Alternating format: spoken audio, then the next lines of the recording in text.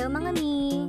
Gawa nga pala tayo ng DIY dishwashing liquid na mura lang at hindi hassle kasi 3 hours lang makakagawa ka na ng DIY dishwashing liquid mo. Tara, gawin na natin. Ito, bumili nga pala ako online ng DIY dishwashing liquid na worth 99 pesos lang. Di bali, ang kailangan lang dito ay 5 liters ng tubig, ng malinis na tubig. At dito ko nga pala siya nilagay sa isang malaking kaldero. Di bali, ito yung sinasabi ko sa inyo na worth 99 lang at hindi hassle gawin kasi 3 hours lang magagawa mo na siya. Di bali, hahalo lang natin ito sa 5 liters ng tubig at ayan, simutin natin para hindi sayang yung ating DIY dishwashing liquid. Kapag naisalin nyo na yan sa malinis na tubig, umpisahan na natin haluin siya ng maigi. Kailangan talaga ma-dissolve ng maigi yung ating DIY dishwashing liquid.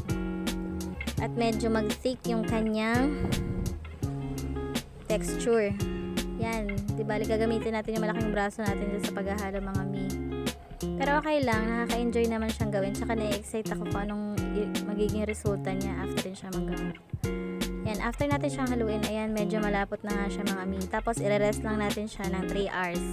Imagine 3 hours lang At tanan, eto na siya. O diba, sobrang lapot niya. At saka sobrang bango, promise. Para siyang apple juice.